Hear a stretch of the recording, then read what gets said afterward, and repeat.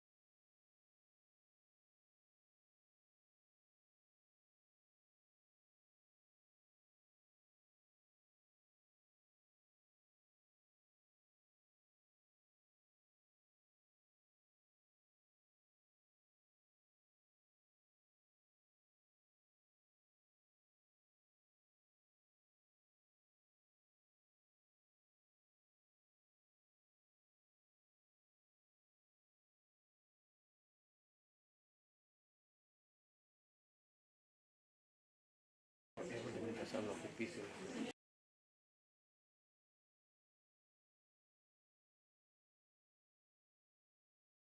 everyone. Thank you for your patience. We appreciate it. I'm Katie. So we're hosting seminars until the end of the year once a month. So if you guys are interested in learning a little bit more about family, anything family, well-being, and those kinds of things, we'll be doing this once a month. So the next one is on the 23rd of October.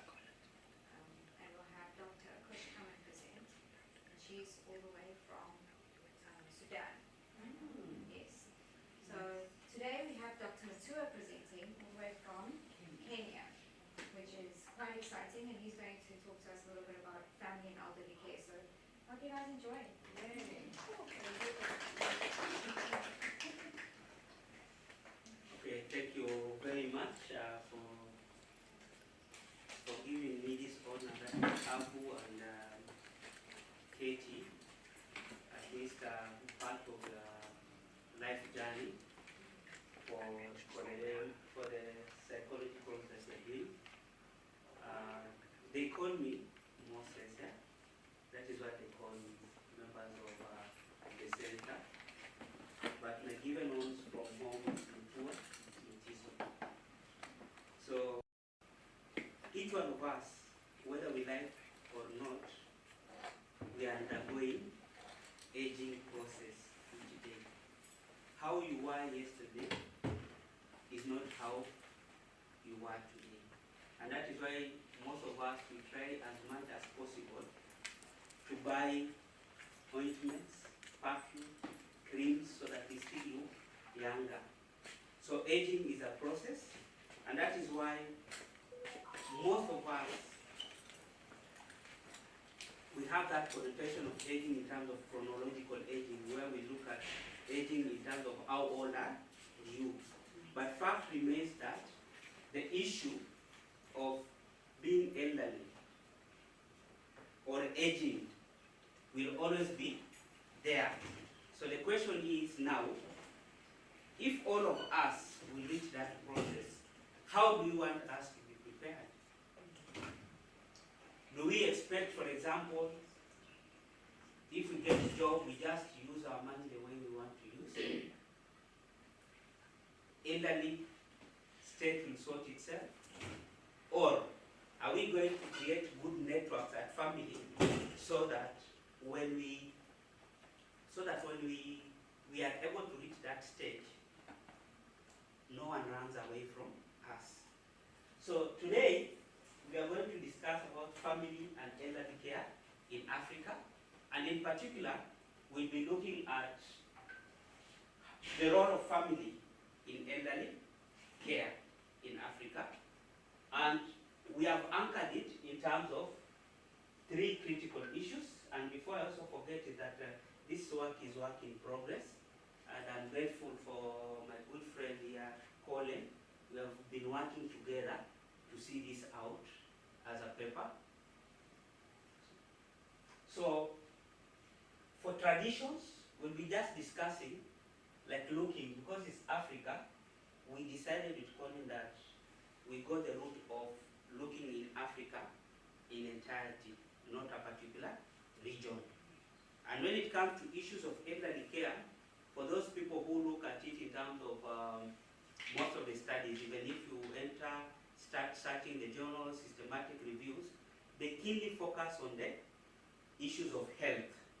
But for us, we wanted to look at, there are some issues such as social cultural aspects that probably no one will go for it. There are issues such as economic aspects of the elderly.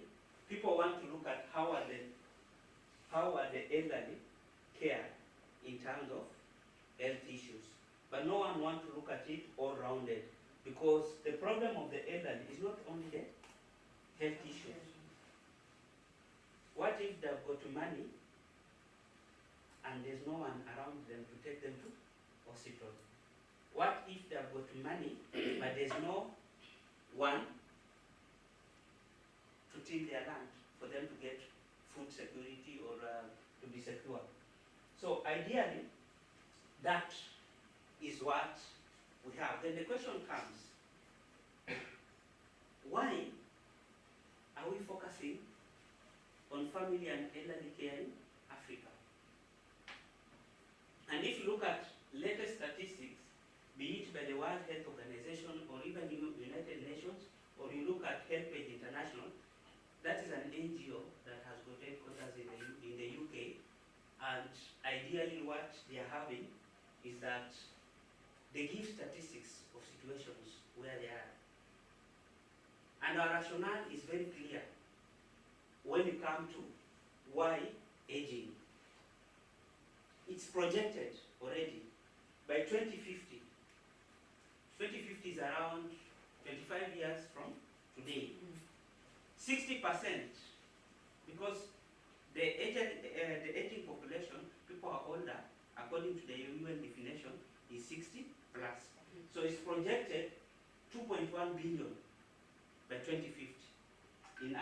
And then, remember, most of the Africa, current people, they rely mostly on remittances of their people, kins. At the same time, like in most developed nations, then they can be sorted through the pensions or by good government policy. But how about Africa? We predominantly rely on family-based care. Another thing, it's a fact, Africa older adults will triple. Currently, we are talking about 74.4 million in Africa. These are the elderly people, according to the definition of 60 plus. But within the next 25 years, they are going to become 235.1 million. So if you were to sit here and you want to bring change to society, we need to think about what can we advise within the family setup, something that is of zero low cost, that what we can advise that can help most governments, it can help most private stakeholders to deal with the issue. Then, each region of Africa, in our study we looked at how the African Union segregates the countries. We know there's Southern Africa region, we know there's East Africa region, we know there's West Africa region, we know there's Central Africa region, and we also know there's East Africa region. So in this case, generally, within African setup, culture plays a very critical role for family so that they take care of their elderly. So in this case, in South Africa, It's all about Ubuntu. You know the Ubuntu philosophy. It's all about Ubuntu philosophy. We are I am because you are. So because of that, you are expected even the elderly person around you to take care of. In West Africa, they still have the same concept, but it's called Omulwagi. I wish Friday was here to tell me that pronouncing well. Then in East Africa, it's Ujamaa. We are all talking about same concept. And this concept is the one that makes us now, it enshrines us to think about taking care of the elderly. We have even filial piety by virtue of affiliation. This one is ours. Mostly North Africa. And why should we focus on family and healthcare? Because even from statistics, 70% of Nigerian older adults depend on children. They depend on children. 80% of South African older adults, they live on multi-generational, Ubuntu-oriented households. Of course, ideally, culture should play a very critical role. But some situations in the society occur where you find that you are old, probably you never had formal employment. Remember the definition of elderly 60 plus. So what happens? We start now having a situation at old age where we're talking about transition straining families. Because ideally, family members will be able to sort you. Whether you are good or bad, you'll always be there.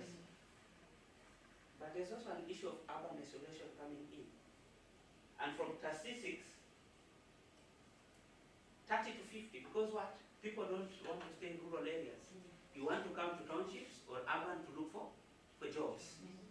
So ideally, 30 to 50% in the entire Africa, or the elderly, are isolated. Another issue, poverty.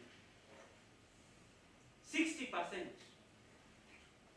according to the statistics, 60% are actually straining. Then we have now this problem called granny taxing. Granny taxing, those are the challenges that some of us, we come from regions where you find that if you are to give birth, like you are in school now, who will take care of the kids for you to continue learning? Grandmother. Thank you. So now, instead of him being taken care of, now we are starting taxing him. Whatever little, that is why the concept is called granny taxing. We start now minting money from them.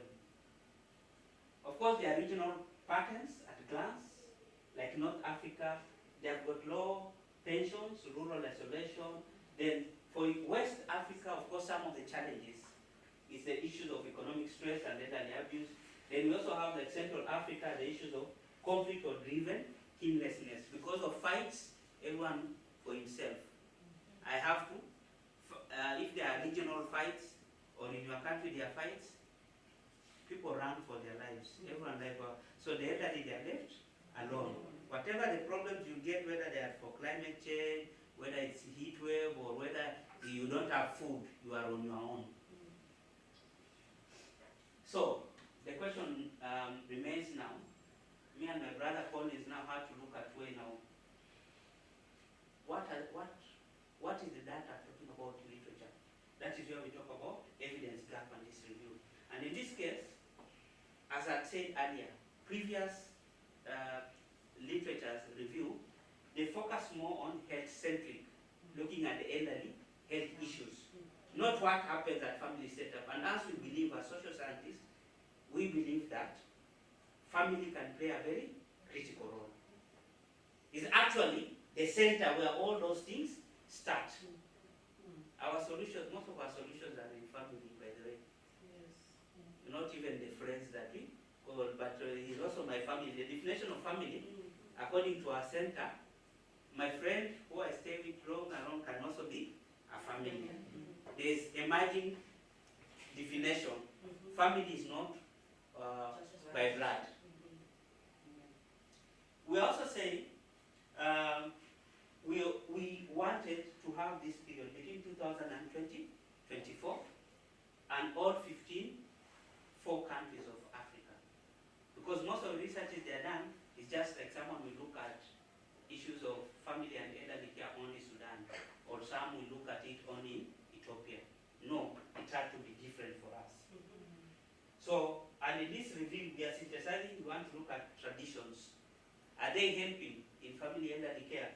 We're also looking at transitions, the things that are happening, be it urbanization, be it HIV, because each region has got a challenge that is making families not to help the elderly.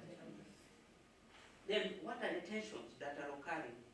If they are fragmented because of this transition, is there any tension? We'll find that in our discussion, there are some things that are popping out. Like, tradition is supposed to help. There's this problem of war. You become kinless. What happens? Tensions. Which tensions? Issues such as elderly abuse.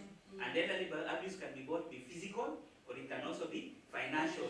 Where your grandmother sends you to go, and I don't know why this side, in some of the countries, your grandmother gives you the card. And you know the PIN, because you are the trusted grandchild. What you go and do, you spend. That is financially elderly abuse. Then, why we have to think about it is because we also want, I think, some countries to change their policy. Of course, family is doing their things, because in most cases, most of the government, they think in the mindset, this person, the elderly person has got his own people. So these own people should be able to help with that. But if there's unemployment, for example, if even those in work, they are being paid less, is the family going to be sufficient enough? The family won't be sufficient enough, and that is why me and my brother Colin are thinking about it's actionable now.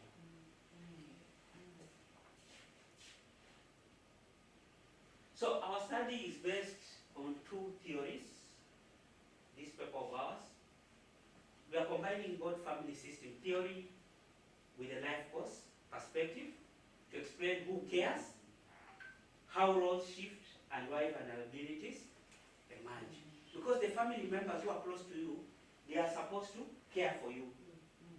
But are they caring for you? No. Why? Because of issues of urbanization, migration. And this leads now to the issue of, role shifting. Because as we go to urban area, through urban rural migration, or from townships to urban areas, we give back, we go and deposit our kids to our mothers and grandmothers. We relax. We are the ones who are supposed to take care of the elderly. But now it becomes vice versa. Families, according to family system theory, families are interconnected system roles, boundaries and communication patterns, shape caregiving capacity and strength. A family is just like a system. You know, in any system, we have got different parts. Each part is supposed to play a critical role for the entire system to be well. So if one system breaks down, one part breaks down, then the other systems cannot, the other parts cannot function. That is the idea. So if, for example, I'm supposed to take care of my elderly person, parent, grandfather, and I'm not employed, and my grandfather is fragile, or my grandmother is like that, will I going to help? No, people just be saying outside, this one doesn't love the people, he's just here drinking with us, what, but he's not selling. But the realities are the transitions which are affecting now what the elderly go about. According to FCT, culture expects us to give caregiving roles. I talked about Ubuntu, I talked about Islamic filial piety, because in North Africa, according according to our results, we find that family elderly care is more enshrined to the issue of religion. The Muslims, the issue of Quran, that in the Quran it says that someone, you should be able to take care of your elderly, of your parents and relatives.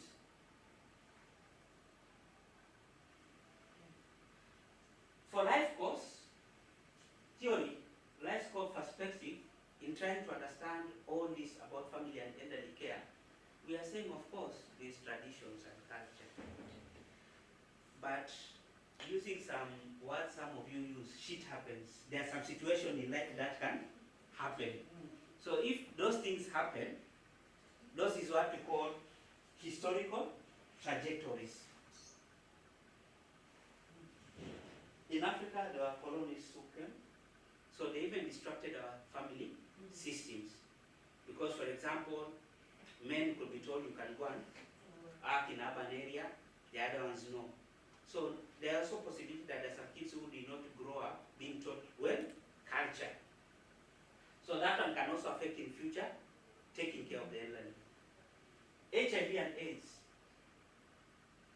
especially in sub-Saharan Africa and East Africa. No, sub-Saharan Africa, if you look at South Africa region and East African region, according to what we are getting is that it's the most affected one. HIV really dealt with us without care from the statistics.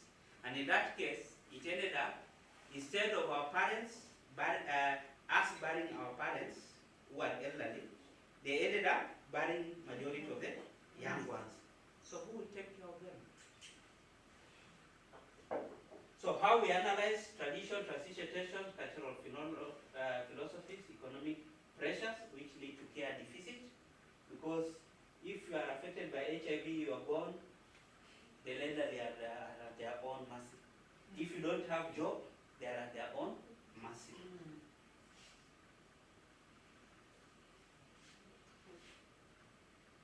So, of course, for methodology, we looked at it in terms of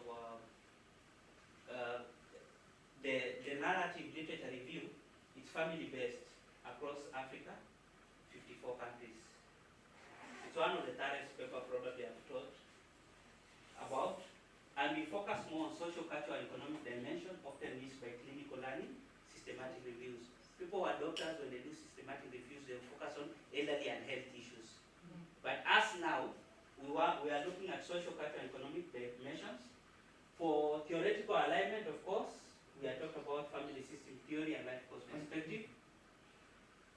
Scopus, Web of Science, Ajol, Gestro. Those are the databases that we're concerned with. Some of the terms, of course, we have truncated, and there are more. Family, caregiving, elderly care, Africa, Ubuntu, Islamic feel of it.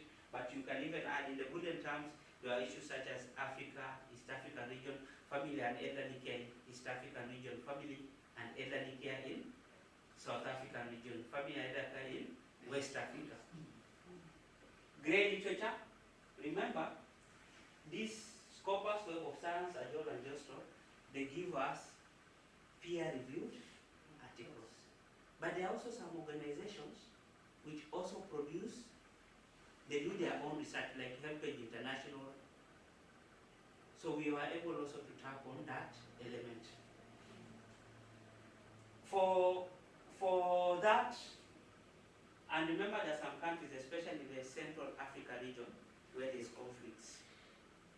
And you know, in conflicts, the elderly people scatter. The elderly also, they are like left somewhere hanging. So that is where we went for grey literature for Helpage International, because those one they work with the elderly, they can tell you situation. Language is English, and we wanted also to avoid the issue where you are taught that why English alone.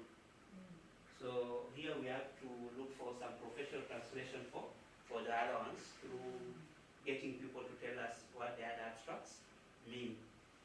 Focus on family roles at individual, household, community. Those are the inclusion criteria. Originally, and that is why I say in Africa we don't publish much about the elderly. We assume it's part and parcel of your life.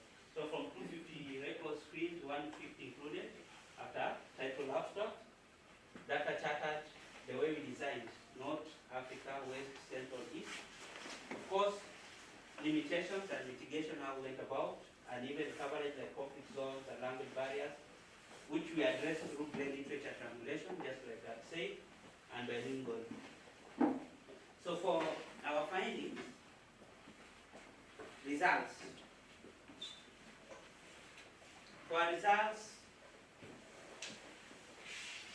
it was very simple. We have planned them according to tradition. Still family case there in North Africa, Islamic filial piety, 60 to 70%, they rely on children in the North Africa region. But conflict lowers coverage like in a place like Sudan. Morocco urbanization shifts. There's a lot of people from Morocco going to Europe. So it shifts elderly care. So now it becomes the issue of community support. Then from East Africa, we have Omuluabian equivalent. Nigeria, 70% of Nigerians rely on their children. Ghana is 65%, but still poverty weakens ties because it's supposed to be we are all together, we are blood related. Because of poverty, someone is reeling by heart to help the elderly, but if you don't have, what happens? So some countries like Niger and Mali are also struggling with that. For Central Africa, there's communal care strong, especially like in countries like Cameroon, which is 75 to 80%. Then for DRC and even countries like Chad, conflicts reduced to 50% because there is war in those countries. East Africa, we still have Botujama ethos. Tanzania, 70%, 75% still rely on family. Kenya, 70% are supported by that, but our neighbors like Somalia and Eritrea, there's conflict and poverty. It lowers the support, but they still, even if it lowers support for Somalia, have to be very clear that they still use, now they start thinking, they also have the element of Islamic in it. So they go for the affiliation through religion for elderly care. For South Africa, Ubuntu is there, and here, if you look at statistics, 80% they are covered. 80% is covered by the family, but even by the, I don't know how much that they get for the elderly. Do they get subsistence? Do they get something from the government? Yes. Thank you. And that is why they talk about 80% for family and the other one. Botswana is 75. Zimbabwe, they rely more on 60% family support. But the government support, all is lost because of amid economic crisis stress. Of course, generally, care is family-led. That is what came out. Care is family-led, but fragile. Stronger with stability and patience, weaker where conflict, migration, fracture, kinship. So what we can say we prioritize at this case is prioritize family strengthening measures. What if government improve the universal pensions for the elderly? What if government came with a plan where the caregiver, they are given support? If you are a child or you are a daughter, you are a son, and you are taking care of your elderly parents who are registered, then there should be something like appreciation, probably something like tax relief. Community programs, anti-abuse protection, tailored by region, because each region has got its own problems of why the family cannot take care of the elderly. So by digesting each region problem, for example, like in North Africa, when we talk about Morocco, can we say that we are not allowing them to migrate to Europe? If you are a government and you want the family to take care of the elderly, I don't think so. The other things you could be, what are they going to do in Europe, which you can better it to mitigate it for them not to go, so that the family can be taken care of. Then we have the second one. It was all about transitions. That was our second object because there are only three, then we wrap up. Transitions, which are shown economic pressures that are disrupting care in Africa. Big picture, the three critical issues that are actually leading the elderly not to be cared for in Africa. Urban migration is one of them. Rural to urban. Poverty is also contributing for family members not to take care of the elderly in family. Conflicts, the war-zone regions, and HIV regions, and even the government policies that are now making even the elderly cannot be helped more in the family. Thin pensions, that the pension is not hefty enough. And remember, we have turned them to granny taxing. So, at this case, all these problems, they are pulling families apart and weakening traditional elderly care. In North Africa, isolation, 30 to 40%. Morocco is actually 35%. Algeria, elderly people are isolated. Pensions, 10 to 25, Egypt and Tunisia. Then when it comes to Western Africa, poverty, 60% grant taxing. We have isolation, we have insecurity leaves, we have social illness. Central Africa, we have conflict, fragments, kinship, isolation. Eastern Africa, HIV giving. You can imagine Kenya, Uganda, previously also Malawi used to be part of East Africa. So 20 to 25%.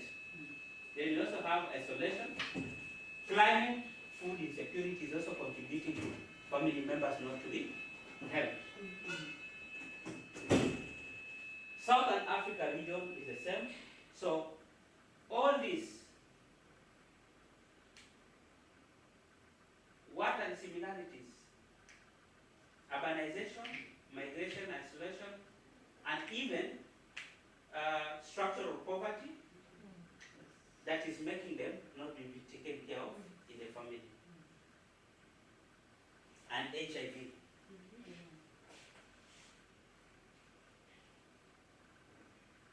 So, for the last aspect, because of there's no family care, or if it's there, it depends with regions, then the problems we have talked about, HIV, conflict, urbanization. Then, if they go, what happens? These are the problems. You find gender burdens, older women caregiving. Instead of them like that, you find cases of elderly abuse in North Africa. West Africa, in most cases, elderly abuse, and Nigeria leads. Then in Central Africa, because of fight, killessness, these are ideas that I talked about earlier. Eastern Africa, mistreatment. And for Kenya and Tanzania is worse, because instead of us taking care of family, the elderly ones, anyone who's elderly, we start calling him Much. Or wizard. I don't know which one is which. Some are being banned on the pretext that these ones are witch. And remember, why? The people who are supposed to protect their elderly parents, because of urbanization or rural to urban migration, they have gone to urban area to look for life. So the elderly don't have someone who can stand in the village and say, my father is not what we are talking about. Of course, it's highest risk in terms of elderly women, conflict-affected areas, like that. Of course, for the region of Southern Africa, like in South Africa itself, they rely also on patient dependence. There's also gender neglect of the elderly in South Africa, especially in the rural areas.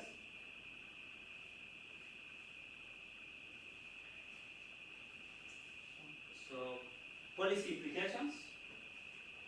Here, from what we have seen, we need to strengthen economic safeguards. We also need to invest in gender-responsive care, infrastructure. We also need to leverage indigenous systems schemes or hybrid model, where we can combine the government policies and what is in our families. What the ideal situation where the communities were supposed to do. Then, even embed anti-abuse protection in crisis response. So some of the recommendations that we are working on is to enact universal and contributory pensions. And this is something even the World Bank in their report of 2024, they have talked about what if they have seen even some countries, priority countries, this one can help also families to take care of the elderly if they improve on their pensions for the people. We also need to talk about pass and enforce anti-elderly abuse laws. Because whenever we see elderly, is a witch. My brother, how you go and travel to your place, you sneeze briefly, you say, I met this man and he was like this. Now I'm sneezing, I'm feeling fever, and I've come from Cape Town not well. He's a witch. You say that, elderly abuse. Because abuse can be either be psychological, verbal, even sometimes can be silent at all. You know, silent can also be abuse. Because if I walk in the office and I don't want to talk with you, how will you feel? NGO should launch even gender responsive caregiver programs, train them of how to take their elderly family members well. Communities are traditional leaders. We need to scale these indigenous models like Ubuntu or Ujamaa, village care committees. Yes. Can families be there? Also research institution, what about we create elderly-led co-design hubs? Like there's global forums in South Africa. I think at some point we were reading about how I think it's the University of Cape Town are trying to create a lab like that. People should come, the elderly should come and share the experiences of how they're being taken care of the family. And then people come with model of which is the best. And by the way, I did not say that why I have this passion is because my master's thesis was on the elderly. It was about the socio-economic status of the aged in Kenya. So, and part of it, you could find that the elderly do play a very critical role of stability in our families, but we end up neglecting them. And the people who help them more or support them more is the ones, even at family, is the kids who are staying within the compound, not the ones who have gone to urban area. Their support is money, but this one is physical. Cook, take them to hospital, something. And you know also there is also fragility of some of the things, transitions.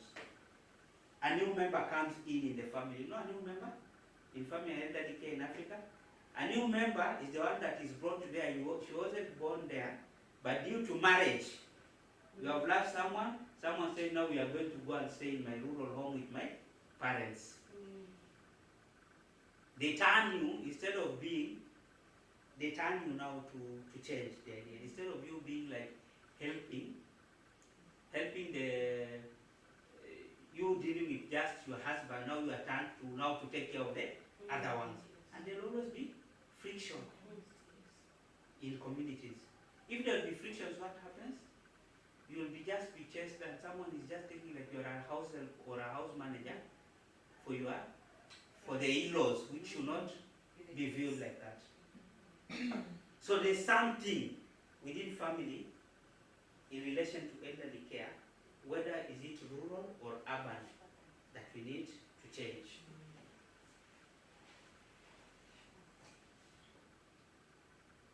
Of course, there are areas for future research. We could be needing participatory action research, and of course, we also have some families developing some kind of, because our definition of families nowadays is different. It's not the one for nuclear family, is it alone, or extended family by blood, or work related, or resident related, or even our sexual orientations. So perhaps people should look at, in future,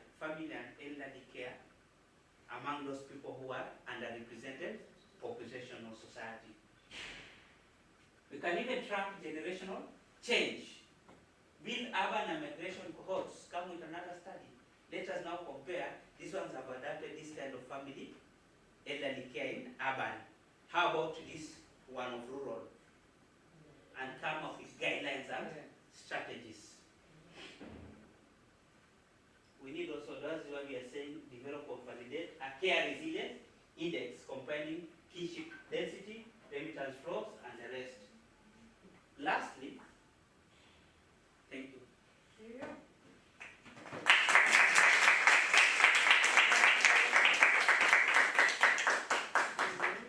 We are just past hour by 6 minutes and we started 30 minutes late. So I'm sorry for the technical issues. I enjoyed it. Wow. It was kind of helpful, and also I had experience with elderly health care.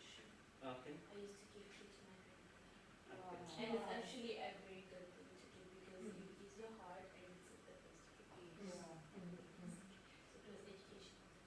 Very much. I'm thinking of that granting aid, you know, when people are not aware, so awareness raising is very important. So if I'm caring, obviously a lot of people are unemployed. The unemployment rate is sky. But now people, where they are at in their minds, this mind space or mindset, they're not doing good. But now you have to care for the elderly, you still have your little ones running around. The dad is not supporting it, it's just a scenario. And now, but they're not aware of that granting aid, it's not much, but it can buy a little bit or bread and milk for the week. So awareness raising is, besides preventative, obviously, awareness raising. Because currently we are in the situation, so awareness raising is important. Then, okay, speaking from my mom, she's a pensioner. So me being away, this is actually a typical example, 36 years away from my family. But I always said, I'm going to be the one to take care of her. Her rent is going, her pension is for rent, and the family home. What does she have left? Do you understand? But I mean, people need that, because already they're lacking, it's like your last life stage. Where do I fit in? I'd say like each life stage, the transition. So there's a struggle with every life stage. So now here, where do I fit in? Every year, who am I, where do I fit in? Because nobody has time for me. So the thing is this, again, they used to having something when they worked, when they were employed. They had some money, even if it was small change, but it was something. And whether your worth was attached to that small change, doesn't matter, we're human. We all a work in progress.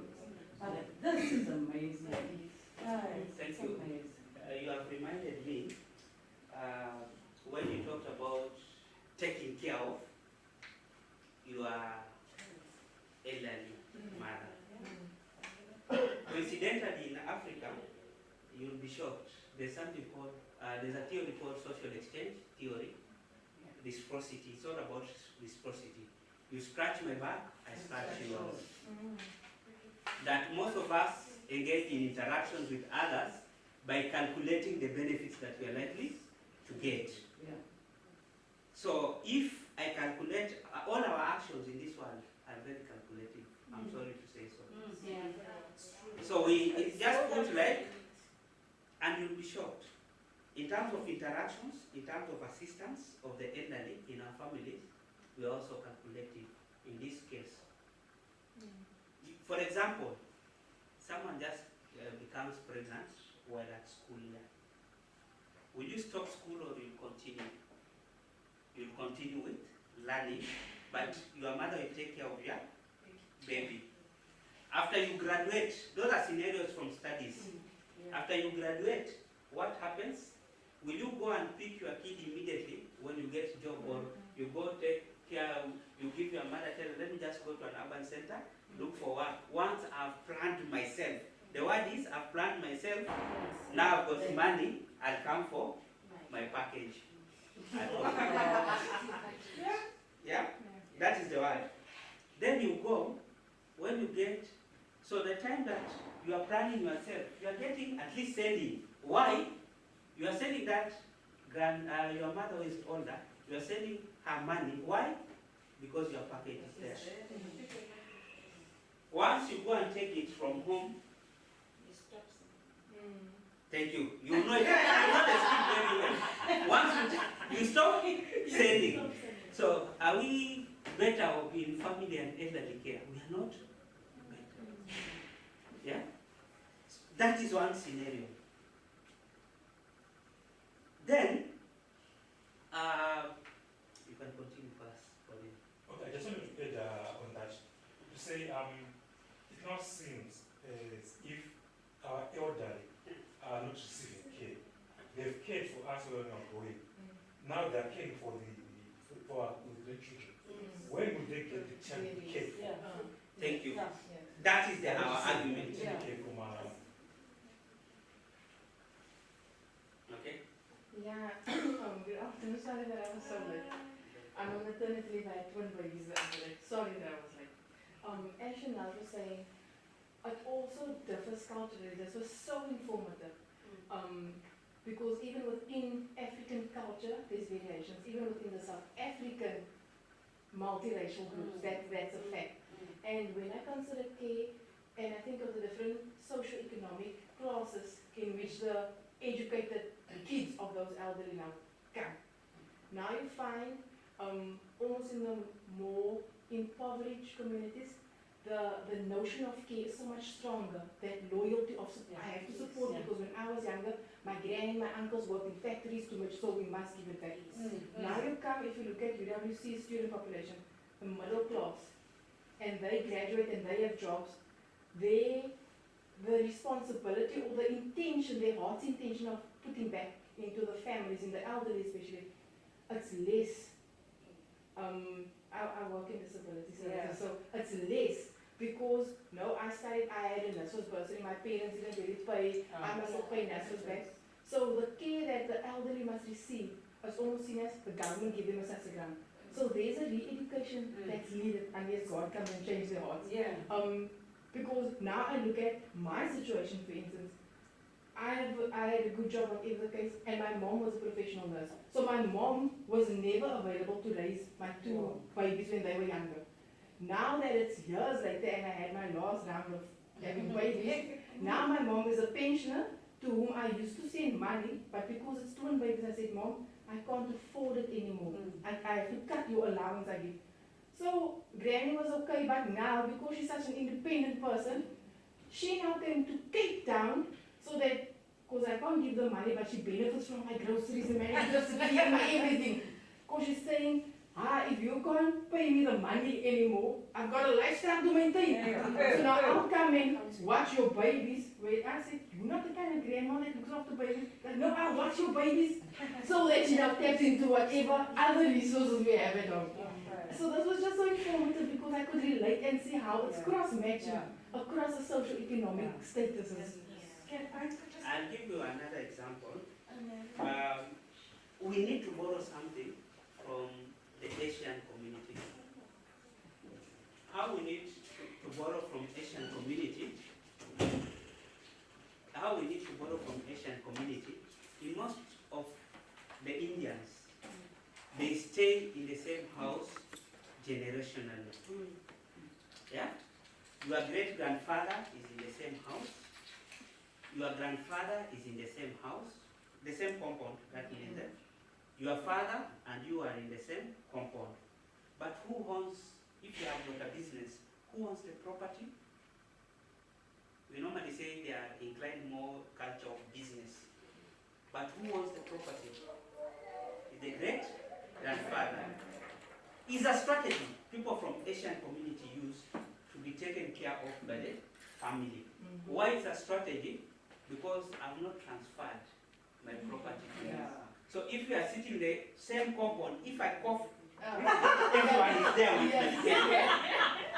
me. Because we are hoping and praying that, at least the more I take care of him or her in the will, the more I'll be considered. Yeah, the more we consider. Because you ask why are they staying, many people. Yes. Then, for them, their property is always divided after their death. Not after. Perhaps, as in African region, we should be the change generation that there's nothing like when a kid reaches 20 years calling, or 21, he comes to the mother and tells the mother, please, tell dad, I want to be shown where to build in this compound. No. And sometimes I was joking that for me, if they are waiting for my property, very simple. If it's not a sudden death, right, my property shall be divided 40 years after I'm gone. Wow. Why? So that someone doesn't get it in silver plate Yes. and doesn't Yes. squander. It's just an aspect of teaching. My master's was on gerontology, study of the elderly. So sometimes I've indicated about the culture of Asian. You might be wondering, why do they stay together? It's a form of family and elderly care. Any change you want to make in the business, the old person, even if he lives 100 years, you have to go and consult. Yeah. He says no, you relax. And him, he knows already. He look and say, okay, this one, if I leave, the business will go. This one, money will go. So that is how it should be. Yeah. Doc, can I say something? I think I've been saying in the past couple of weeks, maybe, I don't know. You've maybe heard and say, we are the cause of our own demise. Because I mean, all like the filial piety, the Ubuntu, the Chama, those things. This is what's coming out in research and what needs to return. Because this is like taking that wide road that we hear about. So we can take that narrow road, but with our choices that we make, but what I'm trying to say is, let it go. But I'm just saying, because it's like our worlds have become so small. It's about me and what I can get. So that's selfishness, you know? So we need to bring the unselfish back, where it's again, I am because you are. Without you, I'm nothing. You understand? I understand. Any parting shots? But thank you very much. Any parting shots? So I return the program to Harvey, Kate, and Habu. Okay, well, thank you so much, guys, and thank you for engaging as well. I hope you learned something. You. Hope it opened your mind a little bit. So if you want to just learn a little bit more about family, come to our seminars. And then we are also on YouTube at the African Family Space, so you can follow us. It's run by Prof. Roman. She's part of Child and Family Studies. She's the editor of Family Studies. Thanks, guys.